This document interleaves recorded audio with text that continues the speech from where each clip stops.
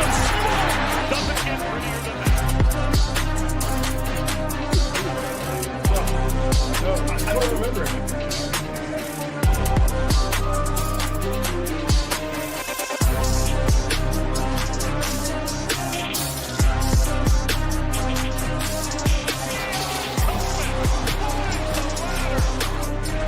And a one-hand effort by Harris. Harris stabs it.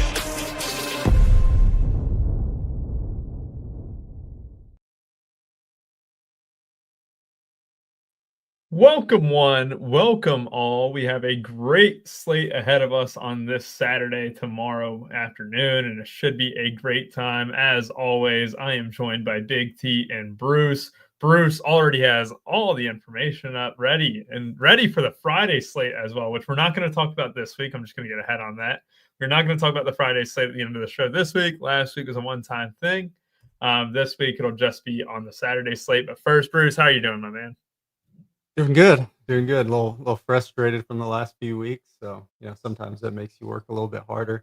It's a good week of football. We have a few really good, standout games, and it's good to see the NBA season starting up as well. We have great content. I know night one was solid, and it's great to kind of watch you guys work. I know y'all are working on the late slate stuff, which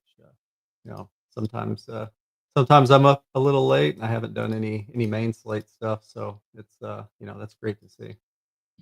Gavin, he is locked in for college basketball. That means because this is the final CFB slate of the season for him.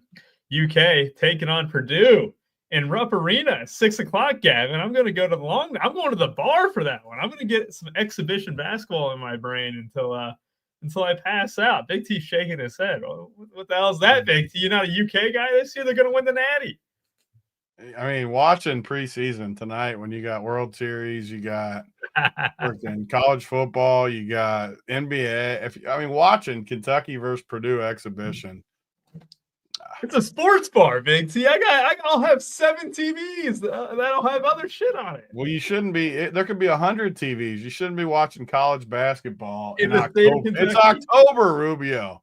In the state of Kentucky, you're telling me I shouldn't care about UK basketball when they got the biggest buzz? Until they can make a move in the tournament. Are they going to finally do it now that they're number 4 Ken Palm? I mean, are they going to make a move this year? Gavin and Boynton, that was their first bet this year, was Kentucky Natty. You know them; they're sharp. They're good. I will say 20-1 is quite egregious for a team like Kentucky, number 4 in the country. 20-1. Woo! I was excited when Boynton texted me that. Can you guys hear the lawnmower? Is it loud? No, not at all. It is really loud in my office. I was making sure you couldn't hear it. Yeah, the noise canceling and newer tech is so great now.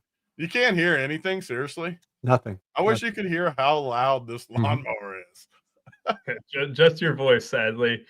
Speaking of steel, it's 20-1 in Kentucky. You can also get Brendan Sorsby still at the Heisman at 75-1 So it's gonna be so funny when you talk about it every single week, and then it somehow backdoors in there and he wins it somehow. He's not going to, but it would be the funniest thing ever. The best part is DraftKings egregiously pricing Brendan Sorsby down to $7K this week against Baylor. Every week he's been like the guy since we started talking about him.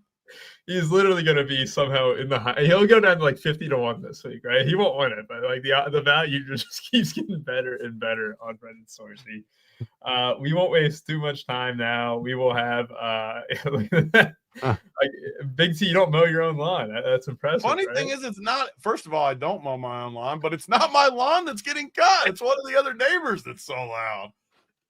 Oh man, that is brutal. I actually don't mind cutting my own lawn. My lawnmower went kaput within 8 weeks of getting it, so I paid someone to do it. There's no chance you're out there cutting. You're putting on your stupid little hat. What do you call those hats, Bruce? That are like the big old the bucket hat. Yeah, is that what it is? A full bucket hat. I mean, out there cutting it in his freaking Speedo and his bucket hat. He's got the New Balance on. Yeah. Oh, he's definitely got New Balance on. I could see that for sure. It's Saucony shoes. That's the ones I wear for when I mow my grass. Sockety? What's sockety mean? It's a great shoe brand. It's very comfortable. Saucony? Great for runners too. Even though I used to run and haven't ran. Saucony, like that's the name of the brand. Saucony. Saucony, yeah, SAUCONY. Forklift Jeremy, second. There's no way you get tail wearing Sauconys. Let me get through this, Big T. We got to give our guy Jeremy. You can't get to it yet because I need to clarify that there's no way you get tail wearing Sauconys. Yeah, I mean, it worked. I am hitched, so you are hitched, yeah. Well, okay. I asked you when the wedding was, and you hadn't even had a date yet. You better be careful wearing those shoes, or things might change in a hurry for you. I'll make sure we're in it for next summer. I'll sit you at the boss's table. You better have Bruce an invite too, because if I don't see Bruce at that wedding, we're gonna have issues. Yeah, as long as Bruce isn't too busy for us. We've known Bruce for 10 years now. So yeah, no way Bruce isn't there if you invite him. Yeah, I'm there. Bruce is for sure getting there. Jeremy, shout out to you, man. Second in the Friday slate. You know who was a hero on that slate was that De La Rosa for Cal. He was that the slate where your dude was quarterback? How did he finish? The funny part is he was in the winner. Can you believe that? Quarterback was horrendous. I played the Miami guy that's the worst dude ever. He was horrible, man. Was the Cal guy the second highest scorer though, or what was it? He was enough to be optimal at 17. The Cal running back was also there, and so was De La Rosa. With he caught a pass at the end of the game to get the bonus, and it somehow vaulted JKS and him into the winning lineup and stuff. It ended up tilting the leaderboard pretty late. That was the slate where I was in the Discord saying it was the first time ever I might not play two quarterbacks, wasn't it? Yeah, yes. I think it was. And because there was really good running backs, right? If I remember it right. No, it was just mid all around. We had, who the big. I remember the quarterbacks were horrible though. No, who was the wide receiver? It was that the dude that was 8K that didn't do anything. I'm blanking on it, man. The Utah State guy. No, the San Jose State guy. San Jose State, yeah.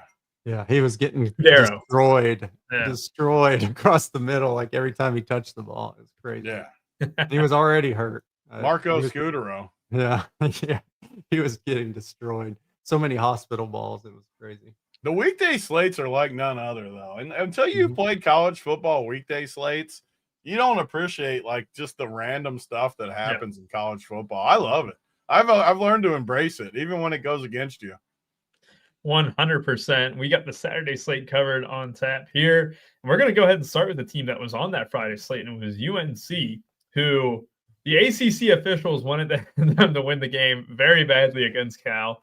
As someone who bet Cal minus 7.5, I was weeping at some of the officiating decisions there, like giving a guy a unnecessary or taunting penalty for a 2-second celebration after a sack to force fourth down and stuff.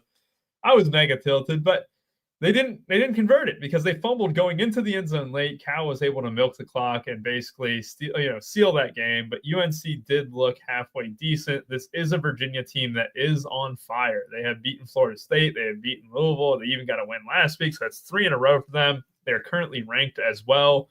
The run game hasn't been there the past couple of games, though, Bruce, right? I think Jamari Taylor's averaging less than 4 yards a pop.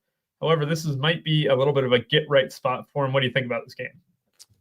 Yeah, there's some good value here, and Jamari Taylor is going to be pretty owned at that 6,700 price tag, just because of sheer workload. He got 75% of the snaps last week, and he's just a really good runner. The games we've watched this year, I think FSU, he looked really good. Just a good back, near 40% usage as well. Catches the football out of the backfield. He's just a good solid back. UNC's missing. We talked about it pre-show, but missing their best cornerback for this one. We saw them play against Cal last week, and a lot of people had Grizel and DeJesus just went off. But Jamal Edrin at 3,700 is very attractive with Cam Ross out for Virginia. I think him and Trell Harris are going to get most of the looks, with Cam Courtney, a 3K guy, also getting some there as well. So yeah, there's some really good value here. And some of these ACC defenses are just terrible. UNC and UVA both have been pretty bad. I don't mind some Chandler Morris in tournaments if you're playing multiple receivers. They're both, both of these quarterbacks are up and down sometimes, but I do like Morris and a couple receivers. I think that's a good tournament route for sure. Yeah, and thank you for correcting me. It's De Jesus, not De La Rosa. I don't know where the hell I got De La Rosa from off the dome. Sounds racist to me. I'm labeling Rubio as a racist right now. I was just looking at La Rosa's on the DoorDash app because I'm a fatso, and maybe that did it. But De Jesus is the one who went off against UNC, and it was Thaddeus Dixon. Bruce and I were talking about it before the show that UNC has just been locked down on number one wide receivers throughout the year, but he is going to be out. That does bring in some of these Virginia receivers. Big T, who are you on in this one? Yeah, it's just it's always kind of been the Belichick way to take away number ones and stuff. But when you get a team like this, who really do they take away? And these prices, just like Bruce was saying, are pretty cheap. There's a lot of mispriced guys again this week, though, where you don't have to go crazy in this spot. Only a 51 total. Carolina games haven't been they've been painful to watch. Rosa stinks. But Edgerine, this Jamal dude, Cameron Courtney. I don't know about having two first names though, and one of them's a chick name. But Cameron Courtney, 3K. You have to like that price point against Carolina. Jamari Taylor has to be one of the better plays of the slate going against Carolina as well. But the ownership's going to show it. He's going to be upwards of. Looks like Bruce has him about 35. Other places even higher than that. So Jamari Taylor looks good. Chandler Morris is okay. I do like that you can double stack him for cheap, but do we really know who's going to get all the work? There still is 4 or 5 receivers that could kind of get some action. So I don't know if I want to go crazy with this game, but there is upside if you think Carolina can score. I'm not sure how much Carolina can score, though. They're just so bad, just so terrible. So I don't know. Some decent value. Jamari's a great play, but I'm not overly in love with this spot. Yeah, I mean, it should be noted too. Like this Virginia offense to me is just, I don't know. I don't think this game is great from a fantasy point of view. I know that they put up a ton against Stanford and Florida State in back-to-back weeks. Then you find out Florida State's just awful, but like the last 2 weeks, like even that game against Louisville, like that offense didn't really click much at all. Virginia won that game with defense. They ended up stopping Louisville on 3rd down and overtime. And, Louisville's coach was a coward and, didn't go for it either on like 4th and 1 and overtime and stuff. So like they were kind of sitting in a perfect position there. And really like Washington State, neither game they could run the ball against Louisville or, Washington State. I'm going to be kind of lower on Jamari Taylor for that reason. I think he's a good play. Don't get me wrong, but you love Carolina for you just on them. You just loving their how solid they are. Well, as someone who hammered Cal and was tilting the refs, I was tilting the refs at 2 a.m. and stuff. Like I was hating on Carolina. You're giving them too much credit for what they did against freaking Cal, though. I'm not giving them. I'm kind of selling on Virginia too. Like you're only getting 17 for 47 Jamari Taylor last week, and then against Louisville, I think it was even worse, like 16 for 68. It's like he hasn't been running. He hasn't been running the ball really well. I mean, the volume's going to be there without a doubt, but. I'll get a little bit different if the chalk's going to be heavily on him. I'd rather go with, some of these cheaper wide receivers. And I know we don't have any like Jeremiah Love and stuff. If you were just sorted by, price here, I'll take my chances on any of these guys here. Bryson Washington too against Cincy. I know that you hate him more than anyone. That's yet another dude that every week you love. Yeah, it is true. It is true. But I think like I'll be taking my chances on like some of these guys a little higher up, way lower ownership for the most part. Look at that tasty Bryson Washington projection for you. Like, look at that baby. Yeah, I mean, what 15 piece? What are you gonna do with that 15 piece? The best part is that you're gonna be jamming him in a little bit purely because I haven't really played him all year. You're the one that's been on him. I've been off of him. Oh God, it's gonna be interesting. I kind of can't wait for that game. We'll talk about that here in a second. Overall, we'll be selling on that game in total, but I'll definitely be more interested on injury and stuff with that really tasty projection that our guy Bruce has too at the wide receiver spot at 3,700. Now let me go ahead and stop frustrating. DraftKings like super laggy, or is it my computer? I think it is your computer. I pull up the stuff and it is so laggy on me. Yeah, it's your computer. DK it? partner. Yeah. Hashtag DK partner. The PGA website about crashed my computer before I came on here, Big T, and like, yeah, I think we were kind of in a similar spot. I was getting ready to have to restart the computer.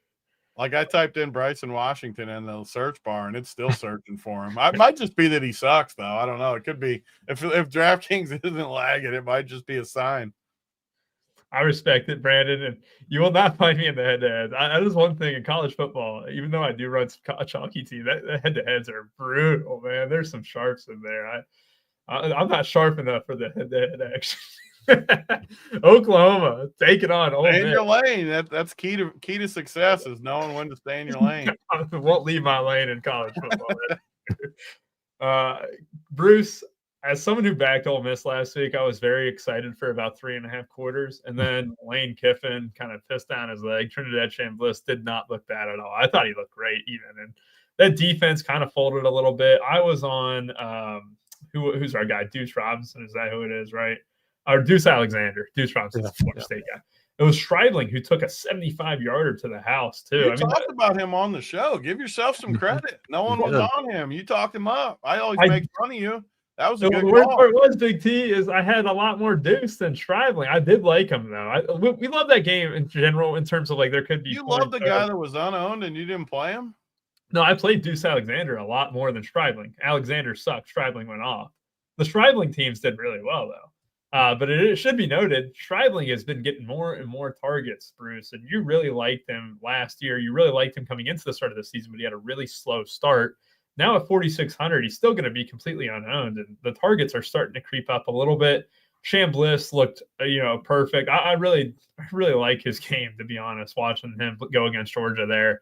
My problem is this Oklahoma defense might just be good enough to shut him down just a bit. I mean, I don't really know. I'm kind of indifferent on this team, Bruce, but you do have Mateer who's getting more and more healthy. Who do you think wins this game? Yeah, this I've kind of went back and forth on this one because the pace is going to be there. The problem is the defense, and it's at Oklahoma's place. So it's just always tough to play a guy there. We saw it with Bryce Underwood earlier in the year. It's just tough, and it's tough to win there. The crowd's always crazy. But someone's going to do it. Is Chambliss. He's looked good, looked great against Georgia last week. That's a tough, kind of an overrated defense, but still a tough defense on the road, and he looked okay. So sometimes these SEC games can shoot out just a little bit, and you just never know. That could happen here, especially with the pace. If they're hitting big plays. The Oklahoma defense, the best place to attack them is on the ground. With Lacey, they've allowed some explosive runs this season. So, I don't mind Lacey at 6,900 in tournaments because nobody's going to play him. He's getting 87% of the snaps. That's what he saw last week. So, could be similar here. And then our guy Blaylock as well. He kind of claimed that number one spot for Oklahoma. He's only 5,600. Smashed against South Carolina last week as well. So I think he's interesting, especially because the Ole Miss defensive line has kind of got pushed around this year. And I think he's a solid tournament play. He's going to be unowned. I do like Satania again. He scored last week, has 23 targets the last 2 weeks, and kind of looks like the guy there. Kind of thought it would be Deion Burks coming into the year, but Satania looks great. The receivers for Ole Miss, you mentioned our guy Stribling, and he's 13 targets the last 2 weeks. Just explosive. So he's in play. Harrison Wallace as well. If you want to play Chambliss, you can play him. And then John Mateer. He's looked better. He looked better last week against South Carolina. This is a much better matchup at home. So and he does run 10 rushes per game. Both of these quarterbacks run. So. Definitely in play, both of them. I think this has some sneaky upside just because of the pace, and if they're hitting big plays as well, it could get really fun. Yeah, I mean these Ole Miss games have been popping off a little bit. I'm in complete agreement with you, though. I think I looked at the AP top 5 like to start the week, and I got upset. And I say that as someone who does glaze the Big Ten a little bit. But you can't tell me that Georgia's the top 5 team in the nation. Just by the way they looked on defense against Tennessee and Ole Miss, and then same with Bama, which I'm still selling on Ty Simpson for what it's worth. But I just can't believe the SEC bias. Just week in and week out, it's just absolutely sickening. I know people from the Southeast are going to be disliking the video now, and the people in the Big Ten, the heart of the country, are going to be liking this video. So be sure to hit that like right now, hit that subscribe. There'll be more hot takes like that. The SEC is overrated. Ohio State's the best team in the world. Thank you, Chuck. I was about to do that, Big T. I was about to show Thank you, Chuck. I'm not losing my mind because mine is the only reason I think it's DraftKings because every other site's flying for me. It's just that lineup page. Yeah, it's DraftKings. I'm having issues too. I mean, you'll type a name and it'll literally take 20 seconds for it to pop up. The same amount of time Rubio lasts on the workbench. That's not true. Hashtag DK partner. Hashtag excellent speed. Hashtag Tyreek Hill. Nice. both cases, so DraftKings and the bench. Yeah, yes, it's correct. Big T, talk to me about some Oklahoma and Ole Miss. Yeah, Ole Miss, man. I was with you last week. I liked Ole Miss. I felt good about them. I don't like Georgia, but it is just home field. Some of those home field advantages are big. It's tough to go in there and win. And now they come right back, and that's why you're incorrect about the SEC take. Like, it's a gauntlet. You go to Georgia, and then the very next week, you go to Georgia, and then to Oklahoma back-to-back weeks. Like, that's a gauntlet for anybody. I don't care who it is. So, it's a tough spot. Probably going to lose 2 in a row, honestly, too. Oklahoma is really tough at home. I don't love these matchups for Ole Miss. Lacey. I mean, Oklahoma's defense is just solid, so – don't love a lot from Ole Miss. You can play Mateer. I like him more as like just a solid quarterback in college than the fantasy numbers, though. I just don't think we see a lot of points in this game. Sategna, or however you say his friggin' name, is priced up a little higher. What was he last week? Like 3,600 or something? It was super cheap. Mm-hmm. Now he's priced where he needs to be. I play Burks way too much. I feel like Burks. God, I just play him too much, and he just hasn't been very good. Don't like him. I don't love a lot in this game, honestly. I'm looking at it. I feel like it's lower scoring like most Oklahoma games are. Yeah, that's a concern. A lot of these Oklahoma games haven't really popped off. And I know the last one that we saw on national TV was the Texas game, too, where you just had Mateer with a bad hand going against a good Texas team, which Texas is later on in this slate. And we'll talk about that with much joy, I'm sure. Mama rocks. Go ahead and hit the like button because of Big T now. How tilted was this last night? Not only did he not play all game, but then he comes in and loses 3 yards just to go negative. We couldn't even get to 0. Because the difference between me and Cash, it was like 0.3 with my man. Probably the same team as me because I was right there on the number, and then he went negative. If he got like 1 point, I was going to make money, and instead I lose money. The worst part is to start my day, I had Jarrett Patterson, and then I started looking. I'm like, Hines is already on the roster. It just makes sense. I went back and forth all day, too. We were probably in the exact same position, and I just was like, I couldn't decide, and I just picked wrong. I think I would have cashed with Patterson, too. Oh, 100% would have if we had the same team. That wouldn't even make sense. It had to be close because I was right. I mean, if not the same exact team, it was close because I was right on the bubble. Did you have McConkey and Gadsden? Yeah. It's probably the same exact team because it just fit perfect.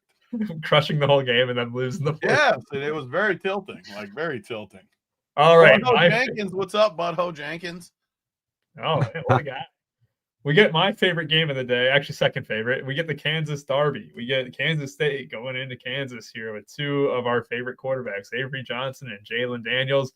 I'm actually a big fan of Daniels, not really on Johnson, but Johnson has been throwing the ball a little bit better in recent weeks, Bruce, which is good to see. Jace Brown has been his guy. You got Joe Jackson, who has taken over that backfield because Dylan Edwards gets hit by a strong gust of wind, and he's out for 6 weeks, it feels.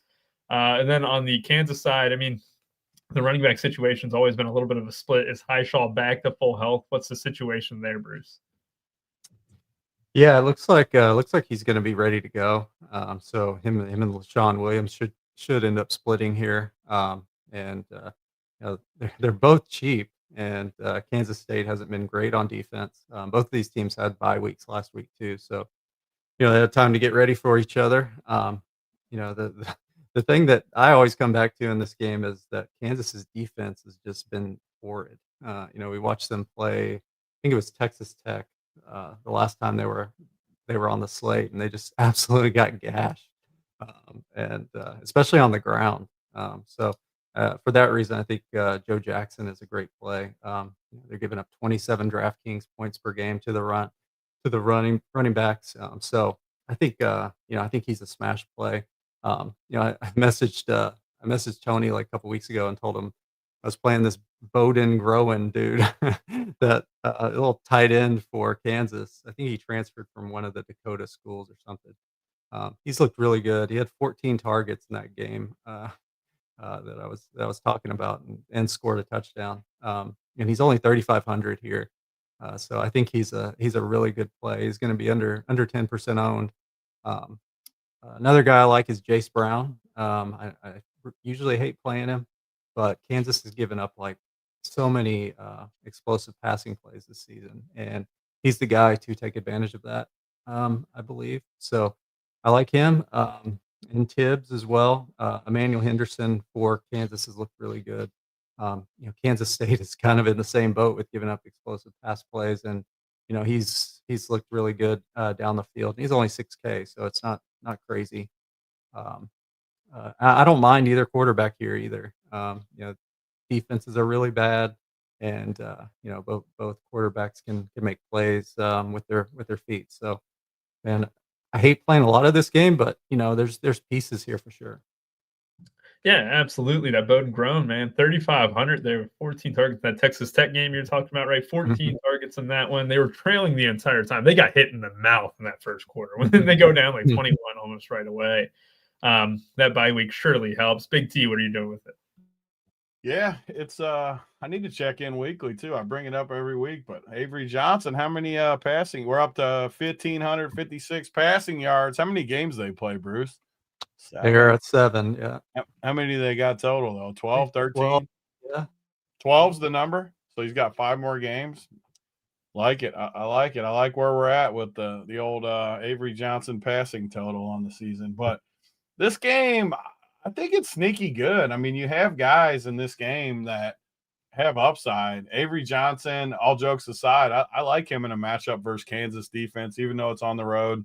A little bit of a rivalry here. These teams like to play each other. And you got Jace Brown, who I see Bruce likes a lot. I wonder why SaberSim only has him projected for. Does that say 10? 10 projection for SaberSim. Am I looking at that wrong? It says 10, though, on my screen.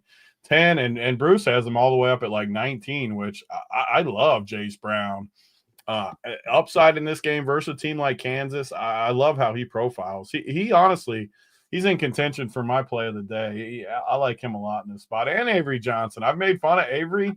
I think you can – I always like game stacks where I can play Avery and I can play Jalen Daniels in the same spot. And if the game really shoots out, I mean, you have 40-point upside from both quarterbacks. And you have receivers, like you just said, this grown dude, 3,500. Henderson has looked like awesome upside all year long. Shaw is a solid running back. Pickett, I think it was like early in the season, but I loved Pickett. I like this game. This game's a sneaky game stack. The total is only 56.5, but still solid total up there for a college game. But it's a game that I think could go way over. Just looking at the matchups, I love how both teams match up with each other.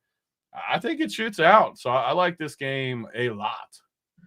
Yeah, I mean, this is definitely interesting. We have stacked Kansas games a lot in the past. And Big T, you highlight that comment. Is NBA premium today? What's the answer? The answer is it's going to be premium basically all year. NBA information is key. We do tons of free content like this show, for example, without breaking down a whole slate. We do so much free stuff. NBA, we're going to do a lot of premium stuff this year to reward the members, talk about stuff, break down news. A lot of times it's going to be up to lock, too. I haven't looked at the schedule. I'm assuming it's at 6 today. Rubio knows this better than me. Is it at 6? Yes, 6 o'clock today. So, yeah, up to lock. It's going to be up to lock, premium, JSU on there almost every day. I'll be on there some days, DC a lot of the days, whoever. But premium to really help the members out, because NBA, more so than any sport, is news-based. And, yeah, we want to help the members. I mean, what do we have today? Like 5 free shows? like 4 or 5 free shows, and then the NBA will be premium. Yeah, MMA moved to Saturday morning. So it's 3 free shows today, 2 tomorrow. So 5 over the course. And then you obviously have NFL Sunday and stuff. And Bruce, how'd you like that call from our guy Derek Phillips? He called it before. Yeah, good. She's going to bark again. He's the Tony Romo of the chat. That's a good call. You know what? Tony Romo's getting a little bit of hate over the last few years. I still love listening to him. I like Romo too. I don't understand. A lot of people do hate on him though. I don't get it. What do they hate? Like seriously, what do they hate about him? They just hate that he talks too much or something as a second. What do you like has takes? I hate these announcers that like say the most obvious shit in the world. It drives me nuts. Kurt Warner. I hate Kurt Warner in the booth, man. That dude, like he threw a 15 yards across the middle. I'm like, yeah, I see it. It isn't radio. Like, tell me what's happening. All right, we'll move on to IU taking on UCLA. It looked like Nico ended up with a very serious knee injury, and then came back into that game against Maryland and led a game-winning drive down the stretch there to move to 3-0 in the Big Ten football conference. Obviously, shows how good of a conference it is, man. Yeah, because look at that, powerhouse conference. Hey, it's a gauntlet week in and week out. Like Penn State, they didn't know what hit them. You go 1 week facing Oregon, and the next week you got UCLA. It's a tough conference. How the hell is this spread 25.5? Is he not playing? He is playing. I am shocked by that. And Bruce, 26. I really wanted your take on this game, both of you, because I wanted to lean into UCLA all day at 26. How could you not? Is IU just a wagon, Bruce? What it might be 26 is a wagon. That's a huge number, but man, UCLA is just I can't believe I put hard-earned money on Nico last week on the night slate, and I knew first drive it was just a terrible decision. He had like a rollout to the right and just threw it. I don't even remember who they played. I lost it after that game. It just went and laid down and just. Oh man, it was a bad evening. I had him with you. Oh man, it was rough. He had 2 really bad throws, maybe more. I just stopped watching. But I think UCLA is just a bad football team. They played Penn State. Penn State's looked horrible since then. So they kind of get that boost there. But I think Indiana's just too good here. They are at home too, so UCLA's defense has been pretty terrible. I just think Indiana just does whatever they want here. It's a big number in Big Ten play, but I think the playing field is just way different. Indiana just rolls here. They can run, they can throw. Cooper, Surratt, Williams, all three of those guys are in play. I think Surratt's just too good. 32% target share last 4 weeks. Omar Cooper is at 30.5% target share. Those 2 guys should be able to smash here. I think they roll. Mendoza is a good play. He's 9,200 expensive, but I think he has a big game. Mel Kiper posted his mock draft, Big T. You want to know who the number 1 pick is? It's Fernando Mendoza as the 1-1 right now. I'll tell you, he's a California kid. Didn't he go to Cal the previous few years? And then you get him going to IU. Is absolutely tearing it up. It is Surratt who has been cooking. He had a kind of a slow start compared to Cooper. And then since then, Surratt has been the man. Hand up. I was wrong on that a couple weeks ago. And I'm fully back in on Surratt now, baby. I'm fully in on the Mendoza Surratt stacks. The running game, though, I'm completely out. They give it to too many dudes in the running game. Big T, what are you doing with IU? I mean, I'm old enough to remember when you were just trashing Surratt that week. And me and Bruce were just looking at you, rolling our eyes, like, what in the world is Rubio talking about on this show? But yeah, I mean, they're wagging. I still don't know about Mendoza. I watched him a decent amount last year, a decent amount this year. Quarterback must just suck this year because all these guys, they go back and forth to all these guys, and it's just he's all right, but his receivers are really good too. Surratt, Cooper, they're good. Like they have good players. So even EJ Williams is like pretty talented watching him play. So I think they're loaded. And I still have to take UCLA here, though. I get it. I get you. Indiana's a wagon. UCLA's won 3 straight games, though. They've looked better. And it's just so many points to me. Was it Oregon 2 weeks? It was Oregon 2 weeks ago, right? It wasn't last week. Yes, correct. IU, yeah, 2 weeks ago. Okay, so I would like it even more if it was last week coming back, but they beat up a team last week, and I still have to take UCLA. As far as fantasy though, I think it would be like really low owned if you somehow double stack Mendoza with Surratt and Cooper. Like no one ever does that, and they're both projected over 20. You could reasonably get like 35 from Mendoza and like 25 from Surratt and Cooper. No one's going to play the 3-man stack. The hard part is whenever I do that, I like to run it back, obviously, because I need to be pushed.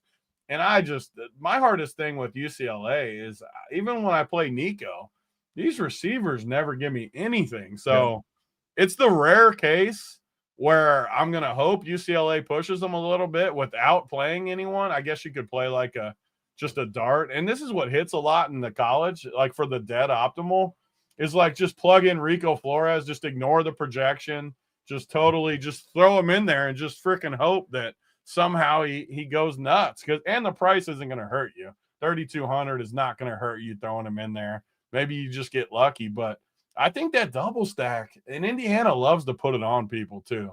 Like they want to show people who's boss. They want to show them who the wagon is. So I don't hate the idea of double stacking that. I mean, you have such a high floor with that. The risk is obviously UCLA just gives nothing and gets blown out and you don't get pushed, but you still might get big production even in like a half or something. So I think the double stack, there's a lot of value to it. Yeah, I was looking at that too, Big T, and especially with that running game being so mixed up. It's not like you want to play a running back with this Indiana team. So if you do want your exposure with it, it would be all through the passing game, and why not just take the entirety of it? I mean, that is for sure. One more note to targets last week is Rico Flores returning from an injury here, Bruce? Is that why just no targets in recent weeks and stuff? No, I think my sheet is okay. glitched. He had 8 targets last week. Okay. And So yeah, it's him and Gilmer. Gilmer 29% target share and Flores 19, and then TMA is what I call him. He's getting about 14%. So in a trail script, you'd have a 32 and a 3,100 wide receiver that could be enticing to run it back with. So those are like great tournament stacks, like in the $20 where you need crazy upside. So somehow if UCLA pushes it at all, I mean, you just literally print money. Yeah, and I'm done with Nico, so y'all can have him. He's probably gonna smash this week. Jumping off in the middle of a wagon. I mean, 3 straight times where they've absolutely crushed. Come on now. Come on. You can't jump off now. This is the week. 14.5 team total. Hit the over on the team total, baby. I actually do. In all honesty, I do like the over on the team total. That's a little total. That is they don't low. need a lot from that. God, I don't know. Maybe you just see IU just stomp them. They'll tell a lot by the first quarter how that's going to go. You're going to know quick how it's going to go for sure. Like 100%. So Syracuse taking on Georgia Tech. Haynes King probably had the slowest start. That entire Georgia Tech offense, I think, ran like 5 plays to Duke's like 30 or something like that to start out that game. It was one of the worst weeks to play Haynes King, and then sure enough, he's still a machine, man. He still comes up with 29. Like, what a guy. You talk about the best floor at the quarterback position here. Even with like 5 plays in the first half, Haynes King was still able to just churn out fantasy points. Everyone else on this team, even Jamal Haynes, I just don't like because he just hogs all the usage. As for Syracuse, though, Bruce, this is a slightly interesting spot. Ricky Collins being the quarterback for this one here. Jonte Cook, Gill, Yassine Willis. What's the like here with Syracuse, Georgia Tech? Yeah, I feel like I played 2 guys that did that this weekend, Haynes King and then Bo Nix as well. I had Bo Nix a lot on Sunday, and man, he did absolutely nothing for 3 quarters, and they put like 30 points up in the fourth. So it was good to see. But yeah, I like this Georgia Tech spot. It is at Syracuse's place here. So It's a little bit tougher, but or no, it is at Georgia Tech. Never mind. I was looking at the matchup wrong here. It is at home, so that's even better for him. He's just been smashing every week. It's hard to play Jamal Haynes just because Hosley's been playing so well at running back as well, and they're kind of splitting snaps. Last week it was 57-46. So it's always tough to play Haynes in that spot over a guy like Hosley and Haynes King. So I'd much rather play Haynes King, the guy that's going to hog all the usage, like you said. I do like Jonte Cook and Gill here on the other side. I don't really respect the Georgia Tech defense. I think they should be able to move the ball. I don't like Ricky Collins at all, and that's like the main problem I have with the Syracuse offense right now. If Angeli was in there, it'd be just a great spot here. So I don't mind Yassine Willis at 5,700 either. He's going to get the bulk of the work and can catch the ball out of the backfield. But yeah, I do like them to be trailing here. There is no, I think the main receiver for Georgia Tech, Malik Rutherford, is out. So you should see a lot of volume for Rivers and even Canyon and Bailey Stockton, but it's just always hard to play Georgia Tech receivers. But Cook and Gill for me, and then the running backs for Syracuse and Haynes King, of course.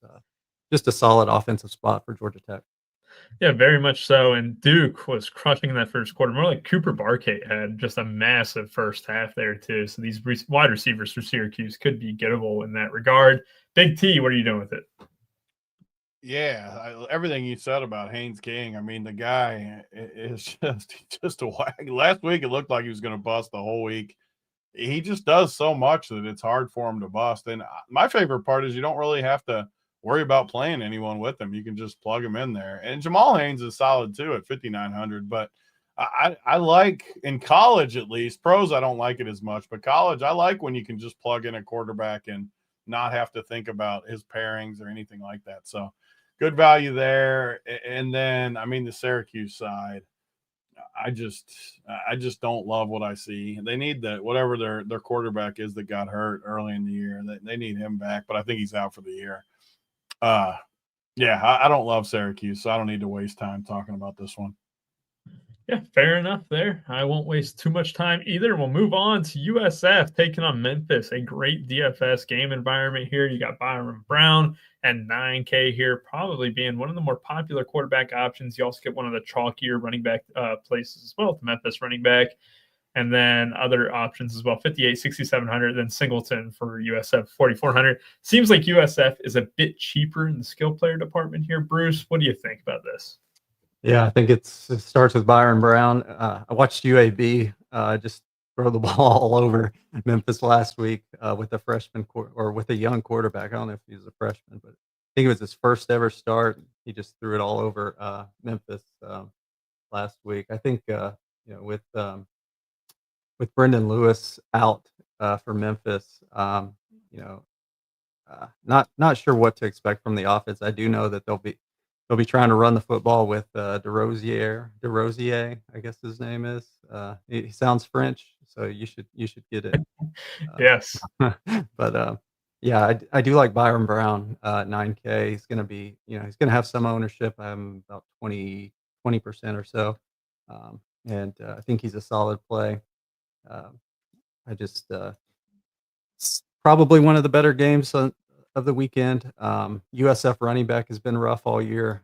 Davenport, Isaac, and Franklin are the three guys there. And, USF receiver, especially when they've been playing on the weekdays, has been tough to get right. But they have Jeremiah Koger at 4,700 priced up now. He scored twice on 2 long pass plays last week. Christian Neptune at 3,100, solid. I think they're solid plays. I do think USF wins this game, but it's going to be tough for Memphis to move the football with the new quarterback. I do think they're able to run the football just a little bit to be somewhat effective. Makes sense there. Big T, what do you think?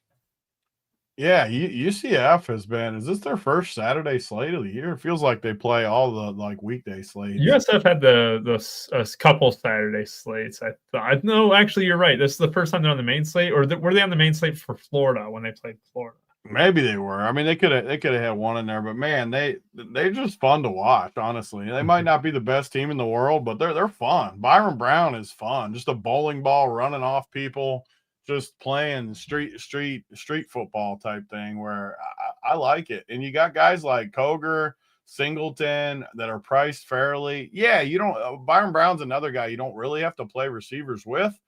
But these guys are good enough and priced good enough to where you can get in there on them a little bit. So I like it. You got a great spot. I always pull the Dunkel quote though, where the road spots do worry me more than they played a lot of games at home too. It feels like early in the year, I know they upset at least one or two like really good teams on the road, but some of their other games been at home. Memphis, I just have bad mojo with this Memphis team. I feel like every time I play their quarterback holds his helmet. I don't even know who AJ Hill is. It's probably Bruce said the quarterback's out, right? The normal guy. He's day to day, but he didn't speak to the media this week when he usually does. So people think he's going to miss. Yeah. So I mean, I would just probably play the running back and then some USF guys, but I think you have to acknowledge how good of plays they are and a high total, low spread. Everything in this game could shoot out. Some of these Memphis pieces probably will crush too. It's just a matter of who. You got a lot of different guys that in theory could do well. They're annoying too. Even at running back, they play more guys than it feels like they should. Sutton Smith, a couple times I think I've played the however you say this name, Desrosius. How you say it, Rubio, Mr. Euro guy? Desrosier. Yeah, Desrosier. Yes, get Desrosier in there. But I like this game. I think it could get going, and I at least want to play a piece or two from it for sure. Yeah, definitely a piece or two. Especially Byron Brown. You could run him, even naked if you wanted to, and just hope for all the touchdowns, on the ground basically with them. Even if he hits one of these wide receivers, they do have kind of a wide room. Like you said, what was it? God, who was the guy like last week? It was a few weeks ago when they were on a Friday slate, that Neptune or something like that. It just feels like I can never get the USF wide receiver right when I actually do play him. Yeah, all right. Brown just nukes. I just pulled up his game logs. He just nukes. Just that dude. That dude is going to move the ball in there. I might bet 2 TDs for him. Let's see the chart. Let's see the chart. Yeah, where's the chart? Get the chart up for him. Look at the chart right here. Oh, yeah, look at that. Look at that. Yeah. 60. Wow. Oh, it goes out to 70. Oh, my God. To a 70 piece. That's the widest sliver. Look at that, man. Love to see that. Yep. The chart. SaberSim is awesome. I love SaberSim for so much, but the chart is hilarious. It's greatness right there. Auburn taking on Arkansas. Oh my God, is Arkansas actually a favorite in this one? Did they get this round? I think it's FU. That's great. Did they get the new coach bump? Arkansas started out kind of fast last week, and then I think they just ended up dying, right? If I remember correctly. Let me pull up that game. Yeah, it was the Texas A&M game. They ended up going down by 10 late in the fourth, scored a touchdown really late on. They did put 42 up on the Aggies. This game here against Auburn, I don't really know what to think of it. You got Taylon Green, who is still kind of a decent price, like at 8,400. Then you got Jackson Arnold on the other side. The one theme, though, this entire season for this Arkansas team, though, Bruce, is that this defense is horrendous, but Auburn's offense might be worse. Who are you going to trust more? Yeah, it's definitely tough. I know our guy Jay Ruff said that it's going to be a rainy game again, just like last week. I do like Jeremiah Cobb here, 5,900. Got 94% of the running back snaps last week, and Arkansas is giving up 34 DraftKings points per game to running backs. We've watched it every single week. Cobb doesn't look like a lead back kind of guy. He's more small and fast, but if they're giving him those kind of snaps, it's hard to discount. Hard to not play him at that price under 6K. Mike Washington also looked good last week. He did get a little banged up. He has 6,100, and the Auburn defensive line is really solid, but it is a home game, so I don't mind that. The two Auburn receivers, Singleton and Cam Coleman, are definitely in play here. Just both north of 20% target share. And then you have Omega Blake on the other side, 29% target share, and just been really good. Even played well against A&M last week in a tough matchup. So I think he's solid. And then C.J. Brown as well at 3,200. Way too cheap for him, and can't not at least consider Taylor Green and Jackson Arnold. Both run a decent amount. Just it is definitely scary playing Jackson Arnold because they do have two good quarterbacks behind him in Daniels and Deuce Knight. So you got to think eventually those guys will get some playing time if Jackson Arnold is bad again. But yeah, it is a sneaky good Auburn spot because I think they're able to move the ball pretty easily.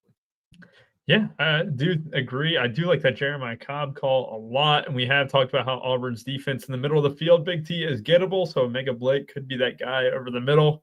What is your take on this game?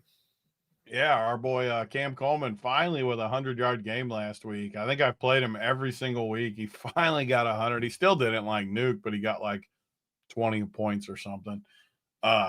I have to like him again. It's Jackson Arnold's the problem, though. Like, he sucks. He's so freaking bad. So I wish they would put Daniels in there or anyone in there just to change the momentum.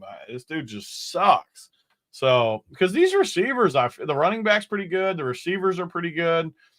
I just wish they would change something up. If Auburn had a good quarterback, I mean, they could be lethal. They just don't. So, I like it, though. I like this game. I think it could shoot out in the weak SEC that never has any tough games. You got to like that. And then the Arkansas, they're at home. Taylor Green was awesome to start the year. He struggled a little bit more recently, but you still have great plays. Omega Blake. I think C.J. Brown's a pretty good cheap play at only 3,200. Bruce hasn't projected for 11.5. Mike Washington, I always like a little bit. Auburn, I don't love the matchup versus Auburn with a guy like Mike Washington, but his projection's good. His price is okay. And I like this game. I think we see points for sure in this game. I agree. I do agree that there should be points in this game. I mean, this Arkansas team, get blown out by Notre Dame, right? 56-13. Notre Dame, baby. And then they keep it close against Tennessee and keep it close against top 5 Aggies. Like, come on now. Notre Dame is blowing this team out, and all these SEC teams. I could listen to you say Notre Dame all day long. Notre down. Notre down. That's all. I'll just say this though. I do agree though, 100%. Jeremiah Cobb. I'm gonna be painting a lot of Jeremiah Cobb, right? I'm gonna be having a lot of him tomorrow there, Bruce, without a doubt. Mizzou taking on Vandy. Yeah, another top 15 team in the nation, Vanderbilt. Diego Pavia, though, he is a dog at 8,500. Then you got Bo Prabula at 6,900 too. And, one of your favorite running backs, Bruce, Ahmad Hardy at 7,300. This Vandy team is just rock solid on defense, though it feels. It's tough to go against them, even with these Mizzou pieces with talent. What's your take on Vandy and Mizzou? Man, this is it is at Vandy this week. I think game day's there, if I'm not mistaken. Could be wrong there, but I saw McAfee out there today, so they probably are. Yeah, I think that's right. Pavia Mike W's coming after me. I said he's been struggling. He pulled a 45 piece last week. Yeah. His upside is just so good, man. When he's running the football well, he's a tough fade. But yeah, Pavia has been really, really solid. He's running the ball 11 times per game. It's just hard to fade that kind of usage and volume. He's going to be around 15% owned, so not crazy. And then you have Prabula on the other side, who's looked okay, and he's only 6,900. So you're right. Vandy's defense has been solid. They have a defensive head coach in Clark Lee, so. You kind of expect their defense to be good every year. They aren't getting the guys like some of the bigger schools are, but they always play tough.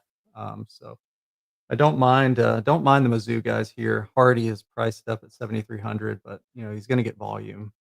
20 rushes per game. So that volume's there. Always has that nice upside for sure. And then you have Stowers on the Vandy side, who's getting the targets. Just always a good play every week. He's 4,700, so the price has kind of got up there, but I don't think he's bad. And our guy Kevin Coleman, he looks healthy. I know he hurt his ankle a couple weeks ago, but he got 72% of snaps last week and 7 targets. So don't mind him. Mostly a stay away game. I think it's probably pretty gross. But I do like Pavia and some of the other pieces here. Big T, you on the same page as Bruce?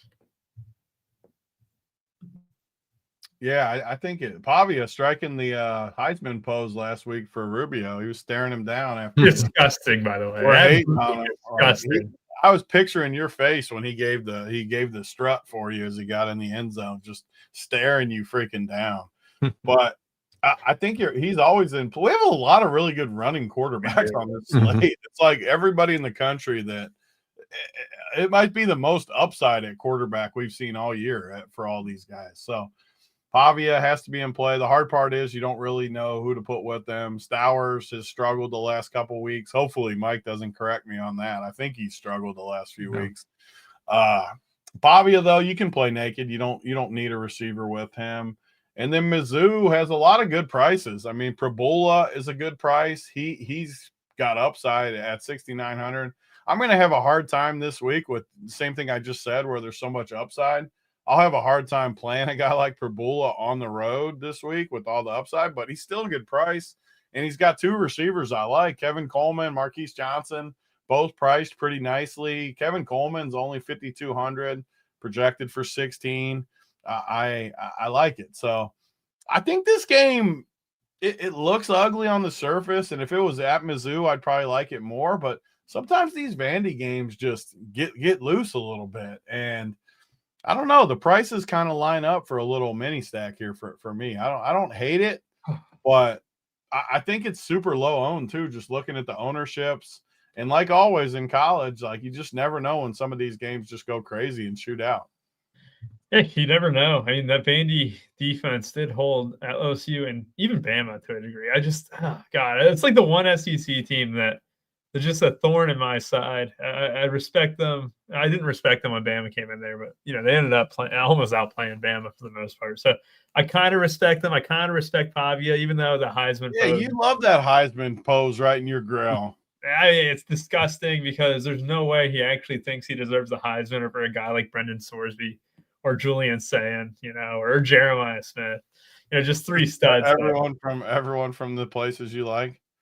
Everyone but the SEC, please.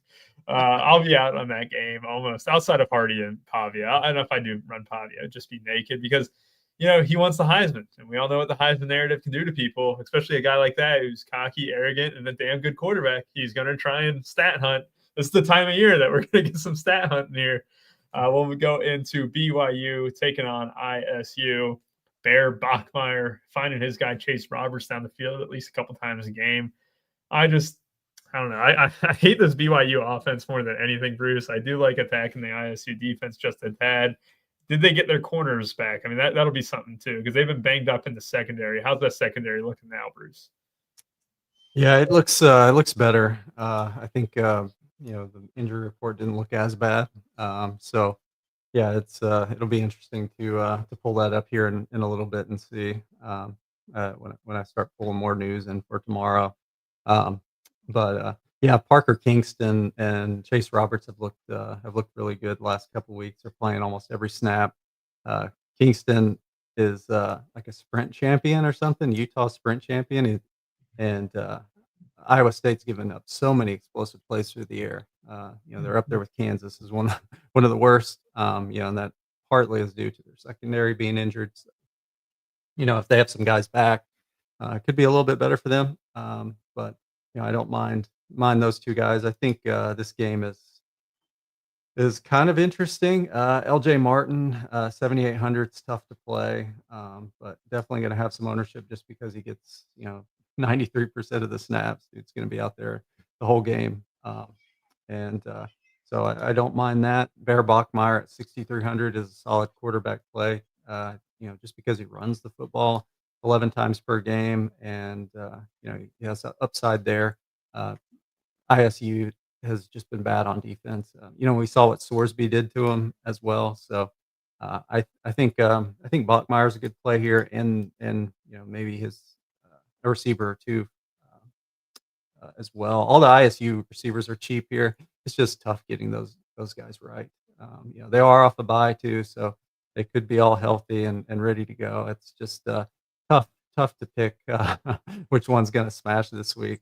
Soul is cheap still, and Burkle and Brahmer, but man, it's tough finding upside with those guys. Yeah, without a doubt, it is definitely tough to get them right consistently, and Soul, whatever the hell I pronounce that so badly. It's just he's the guy I always go to, just out of habit at this point at 3,800. But even then, he's not like he was like 3,100 some weeks too and stuff. Big T. The problem with these BYU guys is it's such low volume for the wide receivers, but they're always down the field. They're always bombs. Like Chase Roberts' stat line on a weekly basis feels like it's like 3 for 120 and 1. I can never stomach that type of play. But I mean, the week that he scores 2 touchdowns off 60-yard bombs is the week he's going to be optimal. And the same thing with Kingston here. Bear Bachmeier is the cheapest quarterback that we have seen that is actually in play on this slate as well. What do you think about BYU ISU? Yeah, they're not a team that I usually like, but you're right. Like, they're another team too that plays a lot of the night slates that, like, you'll turn it on and you'll see Chase Roberts 50 yards down the field catching the ball going to the house. Like, I never really play him either because I don't like BYU games, but it feels like he just gives you so much upside. And if I'm not spending up at quarterback this week, which I probably will, let's be honest, I probably will. Bachmeier would be like the one though, because what you said, 6,300, he's still projected very healthy. He can get you 30, which you're going to need this week at quarterback. There's so much upside. And you can pair him with guys that have upside as well. And on top of it, they're all somewhat low owned. I mean, Bachmeier will get a little ownership just because of the price tag, but these receivers aren't going to be owned with upside. The hard part for me, I don't know who I'd play for Iowa State. I've tried to make them happen a few times. It just doesn't work out. So I don't love a ton from that side. But again, you can play Bachmeier with one receiver and go a different direction. So, yeah. Yeah, I think like the optimal path for Bachmeier is him running quite a bit and then connecting with one of the wide receivers. I don't think I could ever double stack BYU. That would be like 8 targets combined between the two guys, but one of them will go off. You're definitely going to split pins if you double stack Bachmeier. I'm with you guys. Let's move on to Bama taking on South Carolina. The gauntlet of the SEC brings Bama into Lenora Sellers' home. Gamecock Nation, that is. Underwhelming, to say the least. Ty Simpson, disgustingly a Heisman favorite, which, yeah, I mean, I guess that's what happens when you don't play any serious teams and you lose to Florida State. You get to be in the Heisman frontrunner there. Talk to me, Bruce, about some Bama and South Carolina. Man, I'm in disagreement with you on Ty Simpson. I think oh boy, I think he's a great quarterback. Just because of that one Florida State game, it was his. I like the cherry pick, Bruce. Yeah, his first start. Own him, Bruce. Go after him, Bruce. That's what we need. I think he's looked really good. I know I know college football Twitter loves him. Just some of the throws he's made this year have just been really nice. I was high on him coming into the year, so it's it's good to see him playing well. This time of year especially. I don't like South Carolina here. Sellers is just, man, I don't know. I don't know if it's his receivers or he's just been bad. I think he's just been bad all year. Jam Miller's back for Bama. Looked good last week. I think he should be able to move the football on the ground here. And then the receivers, Bernard, Horton, Ryan Williams, all healthy. I just think I think the passing game is solid enough, but this game is probably gonna be not very interesting to me. I do think Bama wins, but total's 47.5. It's gonna be slow. It's I think it may be a piece or two from this game, and that's it, and move on. Simple enough there. Yeah, Mike. Yeah. You're simping for Ty Simpson. What the hell is that? I didn't realize they called it Cocktober down in South Carolina. That is great stuff right there. Too bad the football team sucks. Big T, talk to me about some Bama South I Carolina. mean, when we started the year, Lenora Sellers was like a Heisman favorite. He was the Heisman One of favorite. them, and he looked good. Like, I honestly thought it was a good bet, and it's been just full-blown disaster. One of the friends of Ron Pure, Grayson Griner, the old catcher, he texts me every once in a while. He loves Ron Pure, but South Carolina guy, no matter who they play, I hope he's watching right now, because whoever they play, this dude always wants to stack up his bias. I don't know this week, Grayson. You might want to recalibrate there against. Even though Rubio thinks Bama sucks, I think they're pretty decent. And the coach that was going to get fired after one loss suddenly looks pretty good with some of his schemes and stuff. Things shift quickly. The fans turn on people too quick sometimes, I think. But I mean, they have so many weapons, like Jeremy Bernard, Ryan Williams, Horton. Even this Cuevas dude looks decent. Rico Scott looks decent. I mean, they have so many weapons you can go to. It just makes I never really go to the running backs, but you can play Ty Simpson with two of these guys fairly easy, and you just never know. It's a road game. Like, again, I don't know what the tournament is tomorrow. $20, probably 100,000 for first or whatever it is. Big tournament. I don't have an issue just like playing Lenora Sellers with this Alabama stack. Throw in who was the dude you loved last week? Jacobs. How'd your boy friggin' Jacobs do? Wasn't that the dude you were stroking to on the show last week? Where's this guy at? Was it him? Yeah, Vendrivius Jacobs. Did he crush Rubio? Probably not. 3 target.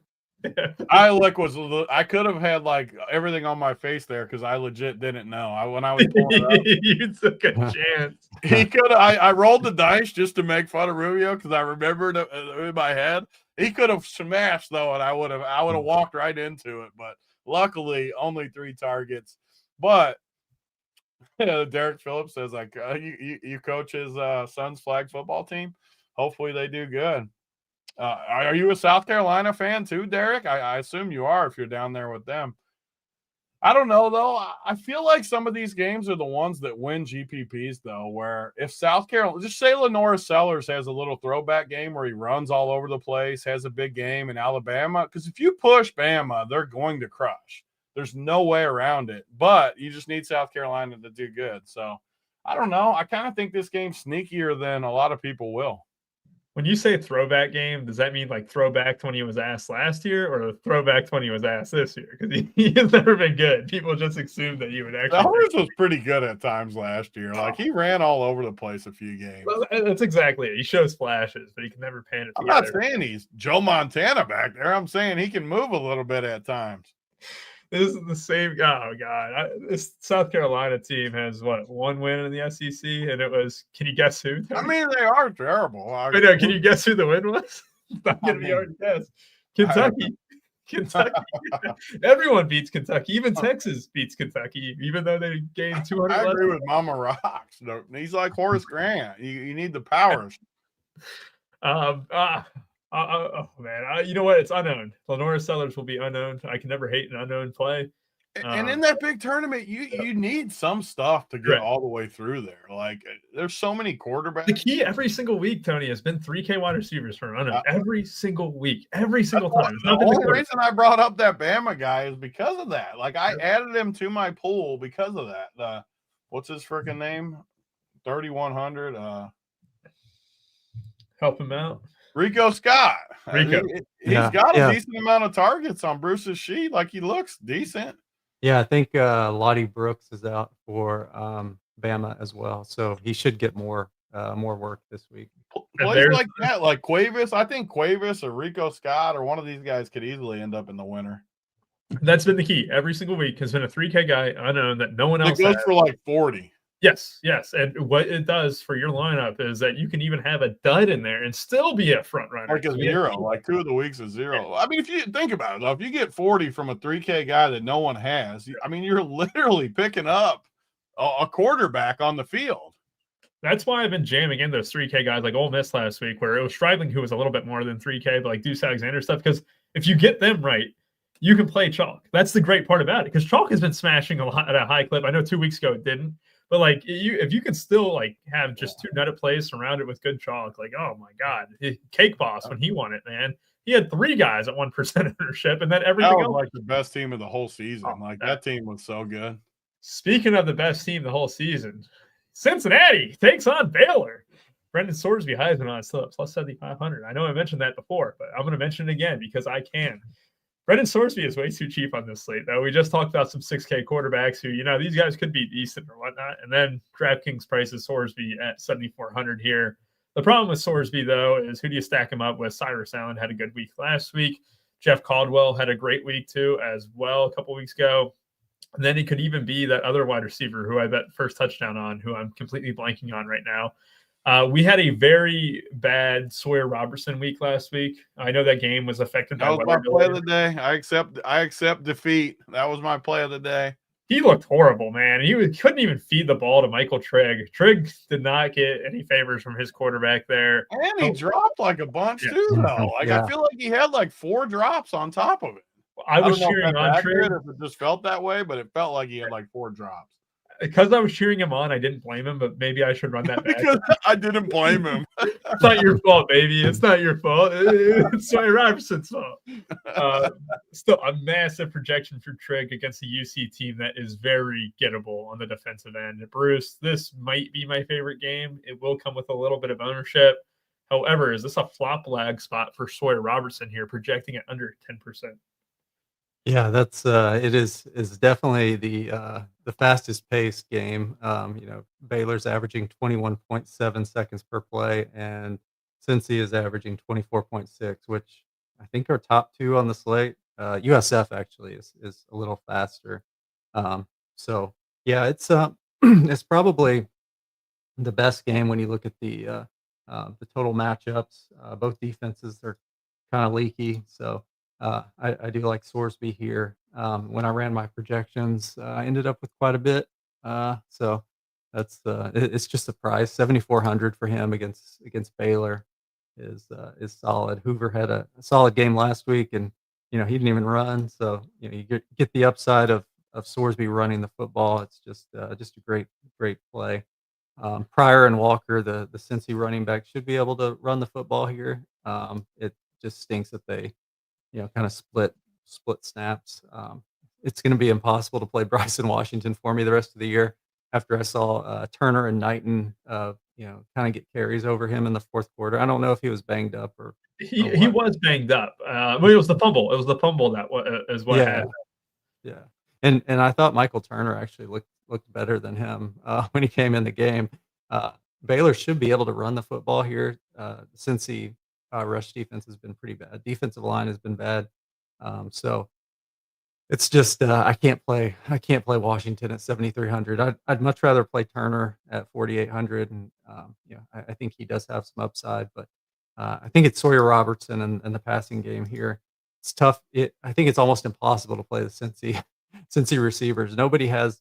I was looking at this while I was doing projections. Last 3 weeks, no one receiver has more than 5 targets. So it's always tough to play one of those guys. Baylor receivers always roulette. I think Cameron probably the best one. You have Trigg up there as well. Both of those guys have huge upside. 12 targets for both of them last week, and then Hawkins with 9. So those guys are always high upside guys, and they're not priced like it. Like Trigg at 61. Cameron at 55, and then Hawkins at 48. So it's it's easy to jam those guys in with Robertson and go from there. I do think Robertson has a bounce back week. Yeah, you're exactly right. It's tough to stomach 5,700 for Cyrus Allen, but if you did stack him up, Jordan Royer had a big week last week, 5 for 63 and 1, and in the first quarter last week, Jeff Caldwell had 3 for 58 and 2, or 2 weeks ago, and didn't get another target after that. I don't think. Yeah. Crazy. So, it's definitely tough, but you do have some cheaper options if you want to go that route. They will probably soak up a little bit more ownership just because Sorsby will be pretty popular, and that will probably correlate to Royer and Caldwell being a little overowned. Goody too in the mix too. It is tough to get it right in a single entry build, but in MME, Big T, maybe there is more life to these Cincy wide receivers despite being fringe on paper right now. It's everything you guys said. It's just it's an impossible situation, but sometimes those are the best tournament spots where you just lean into it. And it's really hard, like on a main team where you only play one team or something, or a couple teams. That's where I've always struggled with, because I always want like solid plays with my main team. It's why I kind of have always been a one team guy.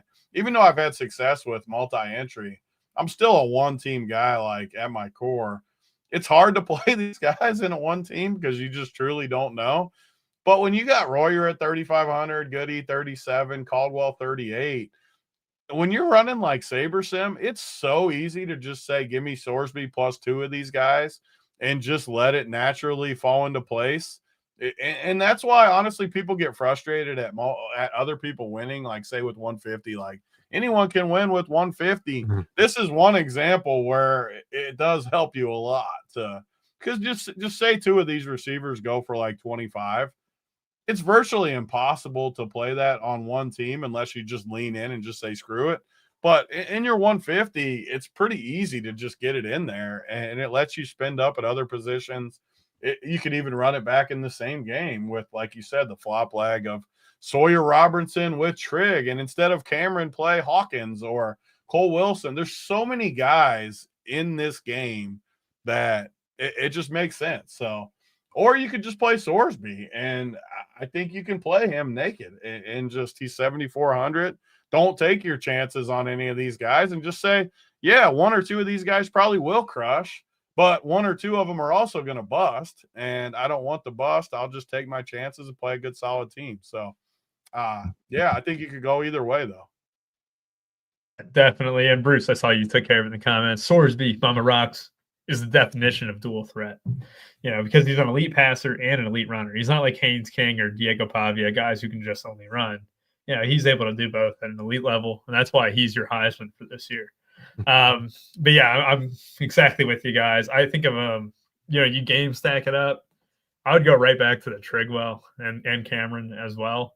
But Baylor is more expensive than UC for good reason, right? The targets are more centralized for the most part, while UC could target 8 different dudes in the first quarter. So, yeah, I think running Sorsby naked is more than okay. It's tough to get the nuts, though, if you were to throw like 4 touchdowns. That's the only concern. But in single entry and stuff, Big T, I think Sorsby naked is more than fine at 7,400. I mean, I should clarify, too. Like, all these 3,500 guys got a double-digit projection, too. So it's not – just because it's not, like, technically a cash-type play, they're still solid plays. Like, if you just look at it, or if you have a lean on any of them, I think they're great plays if you have a lean. Like, I just truly don't. I don't know how you could have a lean, but if you do, like, say you just like one of them more, throw them in there. I mean, like, isn't Royer the tight end, right? Yeah. Yep. Like 3,500. I mean, what could really go wrong there? He gets you 8 or something. That wouldn't be good, but it's not going to kill you. Yeah, no doubt there. I cannot believe Texas is favored in an SEC game on the road. Bruce, I watched that last game, and then I had a show at 9, and then I came back upstairs, the UK kicking the field goal to tie the game. I blindly bet Texas. I blindly bet it because I'm like, UK is never going to win. This dude sucks. Then they get to the 1 yard line. UK does. 4 straight runs right into the back of the offensive line there, which, defensive tackles for Texas were able to get in there. They were able to create pressure and tackle them in the backfield. But the offense was despicable. Under 200 yards total offense. UK almost had 400, for example. The fact that they won that game was a miracle. The fact that they got to go on the road and do it again, I'm scared, Bruce. Like, I'm completely ready to cross off this Texas game almost entirely because their defense, despite not looking great against UK, it's still good enough to really limit anyone. I think Booth would be the only guy I really have any interest in. But Texas offense, I'm staying away from it, and I'm even running away. I'm going to act like it's going to blow up soon because it was so bad last week. Yeah, it's not pretty. I didn't watch much of the Texas game, and that's probably the first time I can say that in many, many years. Just because the offensive line is so terrible. We were missing a couple guys last week too, so it made it even worse. I think Arch was under pressure almost every drop back. And Mississippi State isn't a solid defense, but you know, if the offensive line plays like they did last week, it's going to be extremely rough. And I said at the beginning of the year after watching a few games, they could lose to anybody because this offensive line is not good. I already took Mississippi State +7. I think it plays closer. I don't have any interest in the Texas Bad offense. mojo betting against your team, Bruce. It's bad Yeah, mojo. I know they're going to win by 100. It's just the way it is. But I don't have any interest in Arch. Don't have any interest in the run game on the road. If it was at home, a little bit different. But offensive line issues on the road are never good. As we saw last week. Someone brought it up earlier. I think it was Mike. Brennan Thompson, the receiver for Mississippi State, just been one of the better receivers this year in the SEC, which is surprising.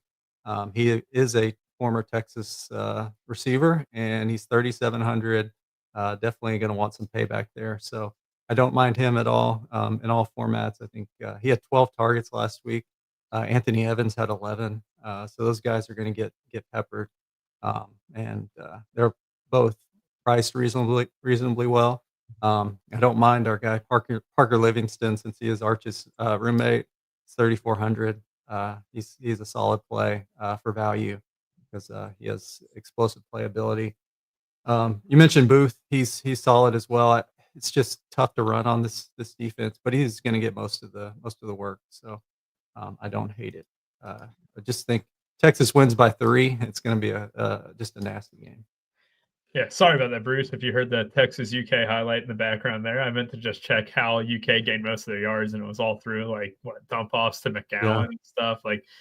10 different dudes caught a pass. Oh my God. 1, 2, 3, 4, 5, 6, 7, 8, 9, 10, 13 different dudes caught a pass for UK last week. Yep. McGowan, though, out of the backfield at 7 for 68 just in terms of receiving. And then they didn't really run the ball effectively, though, right? Foley did have a rushing touchdown, but McGowan and Dowdle did not get the ball going at all. So it was mostly through the air. So maybe Brennan Thompson is better at 3,700 than I originally thought. I still stand by the Texas offense. Like you said, the offensive line is just Arch Manning steps back to pass, and it's worse than Joe Burrow to start the season. Big T cut Arch some slack, man. He's getting pressured every single play. Let's feel sorry for Arch Manning, Big T. No, he hasn't been it. He hasn't been it so far. His line has been bad, but one more thing too. So a couple people asking about a promo code. Yeah, absolutely. Slide into my DMs on Twitter at Big T44 DFS. Also, Mike W too. 98 plan is a good plan. That's what I was pushing everyone towards to begin with. But I think that next plan, and I'm not upselling. I'm not an upselling type person. But the 128, I'll give you a promo code for that too. But it gets you the SaberSim projections on Rubio's screen, which he doesn't have on the actuals. It's off to the right. But you'll get the SaberSim projections for everything, plus the Run Pure projections. You'll get those, which in some sports is helpful. I don't even MMA, say different things where sometimes the Run Pure projection isn't up or stuff it's just nice to have the SaberSim projection too, and you get all the sports. So let me know in my DMs, and I'll give you a promo code.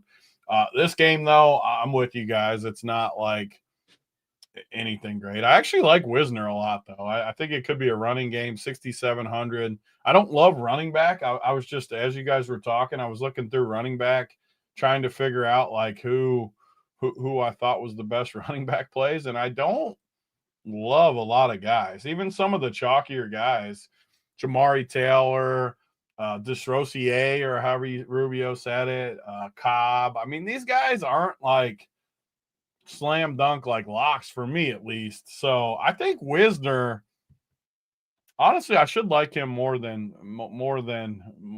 I like him. Maybe he needs to be in my play of the game play of the week. Baxter's back this week, so watch out for him. He's probably going to score every time. If you play Wisner, that's just the way it goes. Why'd you have to say that? I was talking myself into Wisner for my. He's much better than Baxter. Baxter just gets hurt every single game. So I can't play Wisner. Isn't it Wisner? Can I make fun of your pronunciation for calling him Wisner? Is he pissing down his leg? Is he whizzing down his leg? He might be. He might be pissing down the leg. I mean, he hasn't done much. Yeah, he might be. Maybe that is why I call him Wisner. He did it. I like the fire back though. Get on me if I say it wrong. I like that. I had to take my chance. It was the only time. I like that. I honestly don't know if it's Wisner. My favorite part is Bruce supports you in every step of the way, and like he like also called him Wisner just to make you feel better. And like, I want to know what it is now because it's going to be even funnier when you're wrong. I feel like I've heard it called Wisner every time. It looks like Wisner to me. Well, you need your eyes checked. I'm getting my eyes checked on Monday too. Yeah, there we go. How do we find out the official? Bruce would know the official. Yeah, it's Wisner. He's just making you feel better. Man, if somebody says something like, I'm just probably going to parrot it. So I respect that a ton, Bruce. You went fully in stride with Big T to make sure you didn't feel bad. Unlike him, I love that. He'll needle us. he'll needle me, especially. I needle Bruce like once a month. And it's only when I like totally disagree with something. I always encourage Bruce. I say thank you every time. I'm very respectful towards you. You Kill Bill Walsh every time. Well, I watched Kill Bill a couple of years ago for the first time, and like I've known Bruce, a lot longer than that. And Kill Bill was a great movie, Bruce. I gotta say, great movie, so great series. I took that username because of an OJ call-in show, and some guy asked OJ if he killed Bill Walsh. So yeah, I'm gonna have to post that video at some point. It's one of the funnier things now that OJ's gone, especially. I love it. Big T, play of the daytime. Is that what it is? Is that what I was thinking about giving what did I just call Wisner? I was planning on giving Wisner, but I'll save you. Don't do that. I know I can't now. I'm looking for a new one now. Well, take your time, right? Because we already talked about a bunch of guys on this slate. I'm going to go ahead and stall here a little bit. I'm going to go through. I want the guy you talked about, Bowden Grown. Oh, that's a vulture right there. That's a vulture right there. Are you going to use him? Really? No. That's a good call though. I definitely like him too. I'll have a good amount. Yeah, I love that. I love that game. That's my guy. I like that game. Yeah, that's probably one of my favorite games too. I was looking at getting a guy from that game too. Look at the chart. I mean, how can you argue with the chart? It's great chart. Look at that, baby. Looks Woo! good. Bowden grown. Bowden, baby. People are going to be groaning on the bench after I play him. I'm gonna go with Brennan Thompson. I just think he has a big game. He's 3,700, and it's payback. Two cheap receivers. Yeah, two cheap guys, and I think he's solid. Along with Cam Courtney, he's going to be my number one 3K shitter on Saturday. I think Courtney's a really good play too, especially with Cam Ross. Are they still considered shitters if they what do they have to do to get out of the shitter bracket? What's the protection? I think starting running backs at 3K are hard to put in the shitter column, especially just because of the upside as a starter. Courtney's still in there though with the two first names. Is it because they got two first names that they still in there? Yeah, they can still stick there if they have two first names. It's just tougher to type it in, especially when one name's Courtney. I mean, that's rough. Yeah, not even a hot girl name either. Sorry to all the Courtneys out there. Just taking my youngest daughter's name's Courtney. He's needling me, Rubio. After I didn't even math that one out. Oh man, I just stepped in a bear trap there. That sucks. She's still young, and we want it that way, anyways. We don't want the dudes looking for her. Yeah. All right. So I will go ahead and I'll just stick on brand. I'll go with the UC guy because that's the brand at this point. 8 weeks into the year, 9 weeks, 10 weeks into the year if you include week 0. I'm gonna go with a classic, Joe Royer. How are we gonna field a team with 3K receivers? Who are we spending up at running back? Yeah, that's rough. LJ Martin, I guess. Yeah, running back have a unique team. I always at least play. I like to play one with all our plays just to see what happens. We're gonna have an interesting build this week. I mean, running back is rough. Like you said, man, if you spend up at running back, yeah, you could probably do it 3 times if you wanted to, and then spend up with Haynes King, Byron Brown. You don't have to play Sorsby, but if you're playing Royer, if I play Royer, I'm playing Sorsby. Playing Sorsby, yeah. I would not play a Cincinnati wideout or tight end naked, right? Like you would play Sorsby with them 100%. I mean, Sorsby's the man too. Yeah, if you want me to take a mulligan on that, you know what? I'll go Joe Jackson. I'll go the same game as you guys. I like Joe Jackson a lot. You can't come on a guy after you made fun of him last week. You just made fun of him like a week or two ago. You were making fun of me for him. 2 weeks ago, I said that Barnes would be very close to outscoring him, and it was almost there. I think he only outscored by 14. It was close. It was close. Big T, check your DMs. Took a minute. His account was locked, but he's getting back in there. DM Big T for a promo code. He'll be sure to hook you guys up for Big T. It's low key like a lot of sports tonight too, so it's a good night to get. I was looking at my list of stuff I got to do. Like we got. Do you hear what they called it? Huh? Tomorrow's the sports equinox with MMA. We have trucks and tomorrow, but if you do it tonight and tomorrow, like tonight, you got NASCAR, college football, baseball, NBA. You got like 6 sports tonight and another like 8 sports tomorrow. Like there's a lot of stuff to do. Do we have trucks today? We have trucks. We got big trucks. We got trucks here in an hour and a half, Bruce. I'm actually on the racing sheet right now looking at practice times. And that's why we need to get out of here.